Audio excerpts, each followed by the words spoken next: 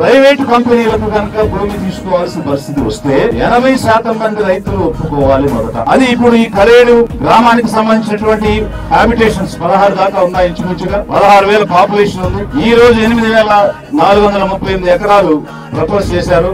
114 ఎకరాలు ఇప్పటికే ఆ కంపెనీకి ఇచ్చారని దానిలో రాశారు. అలాంటప్పుడు వారు ఇచ్చినటువంటి నోటిఫికేషన్ ద్వారా ఏం కనిపిస్తుందంటే ఒక ఇండస్ట్రియల్ హబ్ అని వారు ప్రకటించడం జరిగింది. కానీ చట్టంలో ఇండస్ట్రియల్ హబ్ అనేది లేదు. ఒక ఇండస్ట్రియల్ కారిడార్ అయితే ఆ అసెస్మెంట్ ఎగ్జామ్షన్ ఇవ్వచ్చు అని ఉంది. అసలు అర్జెన్సీ క్లాజ్ పెట్టి చేతులకు భూమి రాకుండానే మార్చి 25 ఇచ్చినటువంటి జీవోలో భూమిని అలాట్ చేస్తున్నట్టుగా రాస్తున్నారు. భూ సేకరణకి నోటిఫికేషన్ లేదు. 19/6/2025 అంటే జూన్ 19వ తేదీన అది కూడా కేవలం 1000 ఎకరాలకు ఇచ్చారు. నీవు మార్చిలోనే ఇచ్చినటువంటి జీవో 8,400 ఎకరాలు ఉన్నప్పుడు ఆ 8,400 ఎకరాలకు సంబంధించిన నోటిఫికేషన్ ఇవ్వాలి కదా. పారదర్శకంగా జరిగితే ఎలా ప్రభుత్వాన్ని ప్రజలు నమ్మాలి? ఇది వంచన కాదా? వంచన కాదా? ప్రభుత్వం చేసే కుట్రలో భాగం కాదా? కరేడు రైతుల ఆత్మ గౌరవమే లక్ష్యంగా కరేడు రైతన్నతో విజయన్న అడుగడుగునా అన్నదాతకు అండగా